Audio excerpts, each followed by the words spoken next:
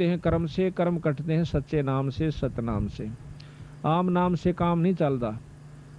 तो हमने बताया कि एक तो पाठ करवाना होगा बंदी छोड़ के नाम का, थारे धर्म का काम से हमने कोई पाठ मत कुछ नहीं ले जाना। तो उन्होंने बोले जी जो कहोगे वो ही कर देंगे हम। वो नाम ले गया, उसने उस दिन पाछे दवाई छोड़ दी 16 फरवरी से। घरवाला ने चिंता हुई कि यू खांदे खांदे जीवा था दवाई, अरे फिर यूं मर रहेगा। और उसको चैन सा हुआ दवाई छोड़ने पाछे। तो घरवाले उसको 5 दिन के बाद डॉक्टर के पास ले गए। डॉक्टर ने बोला भाई एक्सरे ला पिछले जो महीने के पहले एक्सरे कराया था 15 दिन पहले, उसमें सख्त खतरनाक बीमारी टीबी की बहुत गहरी पाई। दोबारा एक्सरे उतारा तो उसमें कोई बीमारी नहीं थी। डॉक्टर ने बोला आसपास दवाई मत खाइए, तेरा नुकसान कर सकती है। बोल सतगुरुदेव की। देखो ये परमात्मा के गुण होया करें, और परमात्मा लाभ दे से तार के माँ का के यानी गुरु, पूरा गुरु हो और उस गुरु में कह वो लाभ दिया करे। वैसे आम गुरु मेरे महाराज के अंधे गूंगे गुरु गणे ये लंगड़े लोभी लाख, और साहेब से परिचय नहीं और का बनावे साख। ईश्वर से तो जुड़े नहीं और दुनिया ने बनाए बैठे हैं। आप भी नरक में गधे बनेंगे और गेला उनके वो बनेंगे चेले, उड़े नरक में लौटेंगे और उड़े के कुतिया के पेट में कुतरू बने का होंगे सारे गुरु और चेले। तो इस दुख से बचने के लिए हमने पूरे गुरु की तलाश करनी चाहिए। ये मनुष्य जन्म बालका खेल नहीं है कि फिर मिल जाएगा। एक अनाड़ी का फंसका अपनी जन्म बर्बाद नहीं करना चाहिए। गुरु की पूर्ण रूप से परख करके जब इसे सुख देने लाग रहा हो यही जन्म में, तो आगे बिराना के साथ ठाठ देगा। और जब यही कोई सुख नहीं है तो आगे कोई लाभ की उम्मीद ना करिए उनसे। कोई नौका आगे सतलोक भेज देंगे, एक स्वर्ग में भेज देंगे, ये बंडाण की बात से। जब हम तो यहाँ तो कैर हो रहा घर में और वहाँ फिर स्वर्ग में, तो यही सुख हो गया तो यहीं पर स्वर्ग से शुरू हो जाएगा और आगे भी आपको लाभ मिलेगा, वैसे नहीं मिलेगा। तो इस प्रकार बताया है कि जिस घर में ऐसे सुथरे समागम शुरू हो जाते हैं उनके ना जाने कितने दुख परमात्मा दूर करा कर। तो इसलिए बताया कि सत्संग के बिना इस जीवन में ज्ञान नहीं होता। सत्संग में आप देख लो कितने गाय हो साबित काम में, बल्कि निंदक ज्यादा होंगे और इस बात को सराहने वाले कम मिलेंगे। क्यों? उनको बेरा नहीं बेचारा ने। जब ज्ञान हो जाएगा कि यह चीज बहुत बढ़िया है और इसका ज्ञान हो, यहाँ वक्त बैठे कोई सुने, वो बिना सुने तक कोई कुछ कह रहा होगा, कोई कुछ कह रहा है। सच्ची बात को सुनने में भी कष्ट होता है। यहाँ का बैठे सुने फिर उसको अजमा कर देखें। हम किसी को बुरा नहीं सिखाते। कोई बीड़ी शराब मांस तमाकू से पीछा छुटवाते हैं और परमात्मा के नाम पर लावासा।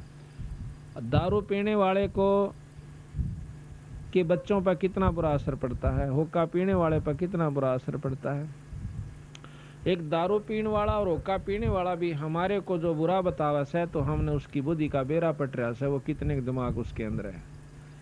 आप तो सारे काम करे, ताश भी खेले और वो भी सत्संग की निंदा करता है, तो आप हिसाब ला लियो वो कितना कामिल आदमी से जो हमारी निंदा करता है। फिर निंदक के बारे में कबीर साहब ने कहा है कि निंदक मेरा नाम रो और बसो ना मुझसे दूर। भाई गाम गौरव गंदगी साफ करया करे सूर। जो गाम गौरव गंदगी हो से उसने सूराए का काम हो से उस गंदगी ने साफ करने का।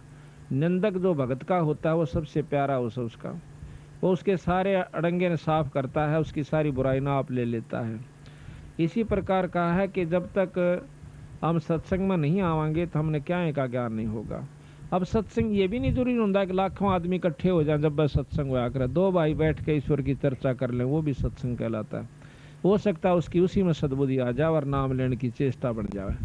तो इसलिए बताया सत्संग मोक्ष की दारा कोई समझ राम का प्यार। सत्संग मोक्ष की दारा कोई समझ राम का प्यार।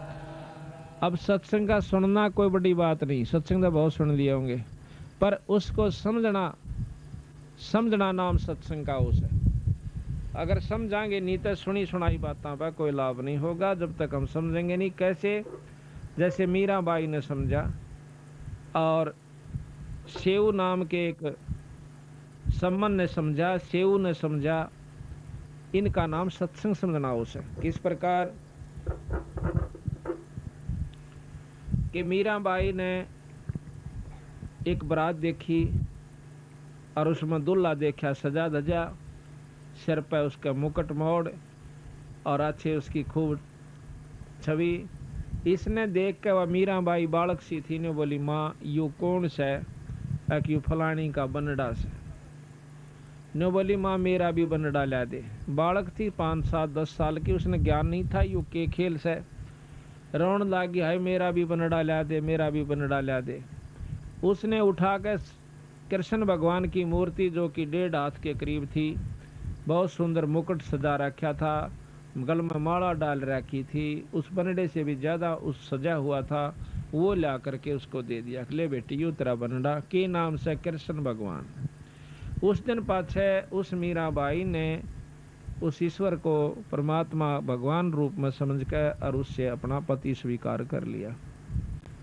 और साथ में ये गुण बताया उसकी माँ ने जितना बेरा था कि ये परमात्मा है, ये कभी मरता नहीं, अजर अमर है, और इसके साथ जुड़ जाने से बहुत लाभ होता है, सुख देता है, स्वर्ग में पहुंचा देता है, मुक्ति कर देता है। इन गुणों का ज्ञान करके मीराबाई उनसे बहुत प्यार करती थी और जैसे भी टूटे फूटे शब्द थे वो अपने गाया करती थी, ईश्वर को याद किया करती थी, नाम जाप किया करती। तो मीराबाई की मुक्ति का साधन बना, लेकिन बना जब वो गुरु से नाम ले लिया, क्योंकि पिछले संस्कार थे उसके जो प्रबल परमात्मा में रुचि बनी हुई थी, पिछले जन्मों का तप भजन उसके साथ था। लेकिन मुक्ति उसकी जब हुई जब रविदास जी तो उपदेश ले लिया, और उपदेश ले पाछे फिर उसने ज्ञान होया कि मैं तो जमा बर्बाद हो जाती अगर गुरु जी तो नाम ना लेती। तो इस प्रकार हम जब तक नाम नहीं ले लेंगे तब तक हमारा कोई छुटकारा नहीं होगा। तो बताया कि सत्संग समझे मीराबाई, करी सतनाम की कमाई। सत्संग समझे मीराबाई, करी सतनाम की कमाई। गुरु रविदास की शरणा आई, जब पाया मोक्ष द्वारा। है सत्संग मोक्ष की धारा, कोई समझ राम का प्यार। है सत्संग मोक्ष की धारा, कोई समझ राम। सत्संग समझा से शाना हो गया, साहेब कबीर का आना। सत्संग समझा से शाना हो गया, साहेब कबीर का आना।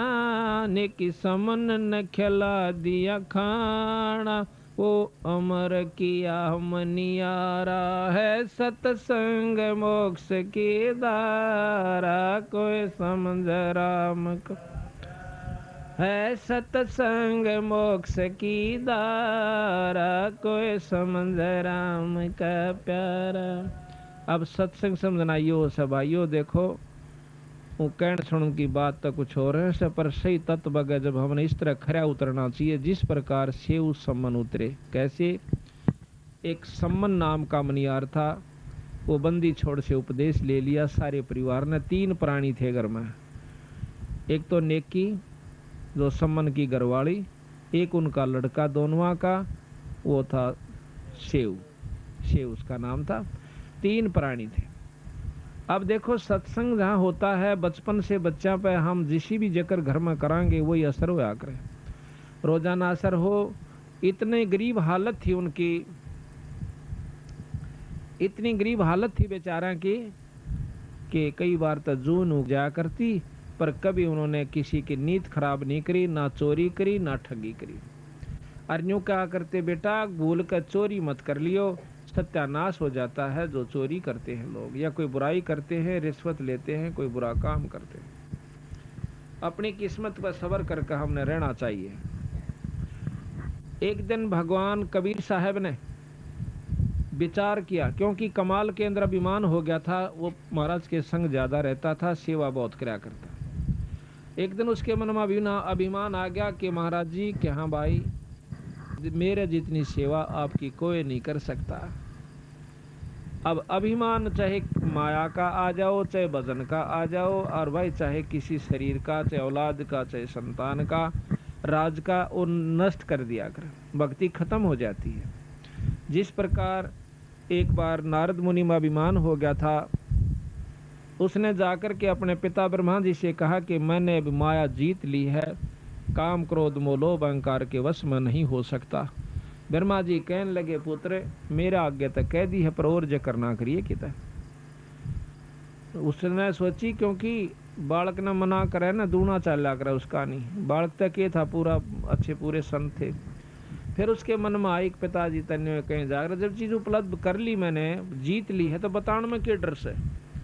उसने जाके शंकर भगवान से जिक्र कर दिया कि ऐसे जी मैंने माया को काम क्रोध मोह लोभ अहंकार में किसी काबू में नहीं आऊंगा, मैंने माया जीत लिया। ने बोला भाई देख वह बात है तेरी ठीक से, नारद जी संता के काम तो ये होया करे पर इसका कित विष्णु भगवान आगे जिक्र ना करिए। उन्हें सोची ने कह अगर पिताजी भी ने कहे थार ये भी ने कहे जा कह विष्णु जी आगे फिर कह दिया कहा भाई नारद जी कहा गया महाराज। और भाई ठीक ठाक मौज होगी महाराज। ने बोला जी एक उपलब्धि मैंने आज कर ली। क्या कर ली भाई कि मैं किसी माया के काबू में नहीं आऊंगा, मैंने बेरा पट गया कि संसार कुछ नहीं है, हाँ, और मैंने सब क्या पे काबू कर लिया। वाह बेटा वाह, बहुत अच्छा करा। विष्णु भगवान ने सोचा कि देख शंकर जी का बस में को नहीं आया कामदेव, और यू कर लिया, ये इसका यू फुटे भागी भी चौधरी पाकेगा और यू गधा बनेगा फिर जाकर, इसका समाधान होना चाहिए। ने बोला ठीक है बेटा बहुत बढ़िया करा शाबाश।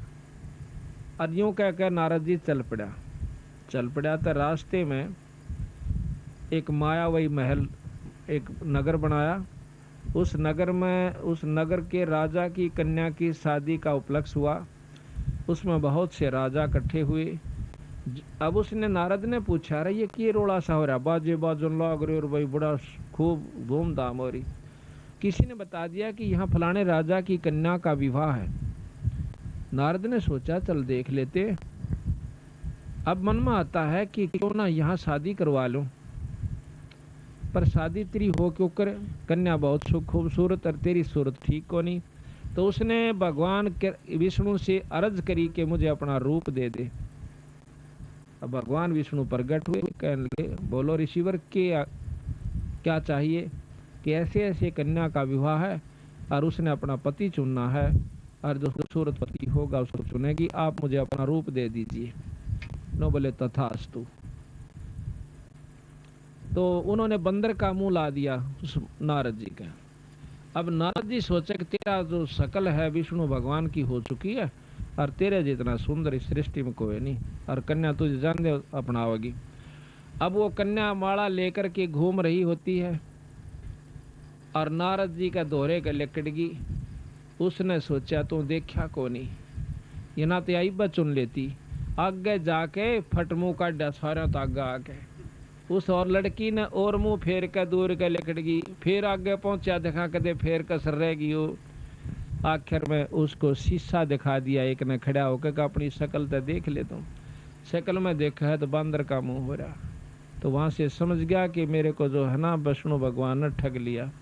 और थोड़ी देर में आ जाता है खुद विष्णु और उस कन्या के सामने खड़ा हो जाता है और वो कन्या उस विष्णु जी के गले में वरमाला डाल देती है।